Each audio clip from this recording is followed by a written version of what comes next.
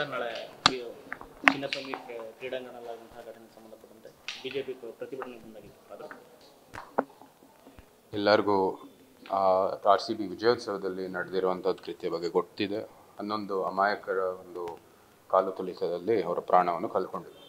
ಈ ನಿಟ್ಟಿನಲ್ಲಿ ನಾವು ವಿರೋಧ ಪಕ್ಷ ಆಗಿ ಸರ್ಕಾರ ಇವರ ಹೊಣೆ ಇದೆ, ಅವರು ಸರಿಯಾಗಿ ಇದು ತನಿಖೆ ನಡೆಸಬೇಕಾಗಿದೆ ಮತ್ತು ಅವರೇನು ಹೊಣೆ ಇದೆ ಅದಕ್ಕೂ ಕೂಡ ಉತ್ತರ ಕೊಡಬೇಕಾಗಿರ್ತಕ್ಕಂಥ ದೃಷ್ಟಿಯಲ್ಲಿ ಈ ಒಂದು ಪ್ರತಿಭಟನೆಯನ್ನು ನಡೆಸ್ತಾ ಇದ್ದಾರೆ.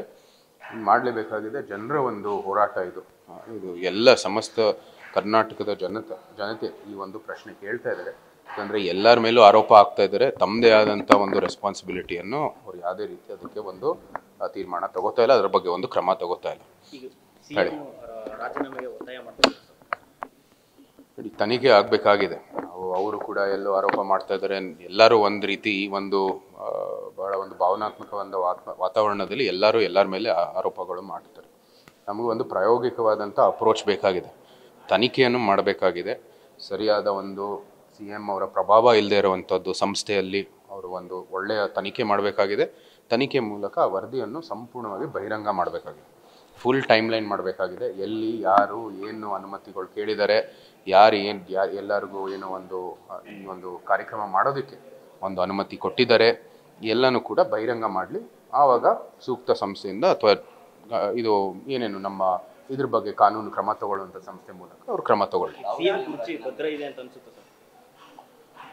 ಭದ್ರ ಇದೆಯೋ ಇಲ್ಲೋ ಇದು ಪ್ರಶ್ನೆ ಅಲ್ಲ. ಈ ಸಂದರ್ಭದಲ್ಲಿ ಈ ಒಂದು ಕಾಲು ತುಳಿತ ಒಂದು ಪ್ರಕರಣದಲ್ಲಿ ಸರಿಯಾದ ಒಂದು ತನಿಖೆ ಆಗಬೇಕಾಗಿದೆ.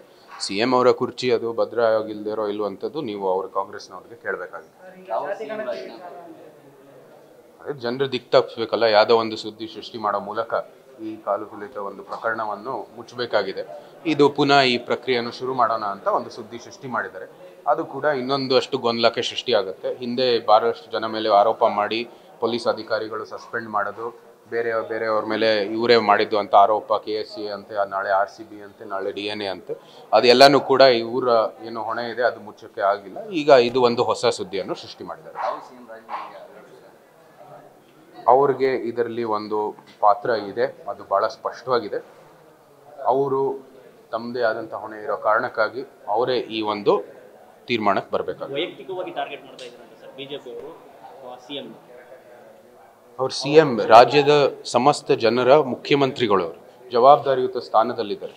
ಏನು ವೈಯಕ್ತಿಕ ಅಲ್ಲ. ಇಲ್ಲಿ ಜವಾಬ್ದಾರಿಯುತ ಸ್ಥಾನದಲ್ಲಿರುವಾಗ ಸಹಜವಾಗಿ ಇಂಥ ಒಂದು ಕೃತ್ಯ ನಡೆದುವಾಗ ನಾವು ವಿರೋಧ ಪಕ್ಷ ಆಗಿ ಯಾರು ಹೊಣೆ ಅಂತ ನಾವು ಪ್ರಶ್ನೆ ಮಾಡುವಾಗ ನೇರವಾಗಿ ಇದರಲ್ಲಿ ಬಹಳ ಸ್ಪಷ್ಟವಾಗಿ ಕಾಣೋದು CMನ ಪಾತ್ರ, ಉಪಮುಖ್ಯಮಂತ್ರಿಯವರ ಪಾತ್ರ. ನ್ಯೂಸ್ ಫಸ್ಟ್ ನಿರ್ಭೀತಿಯಿಂದ ನಿಮ್ಮ ಪರವಾಗಿ.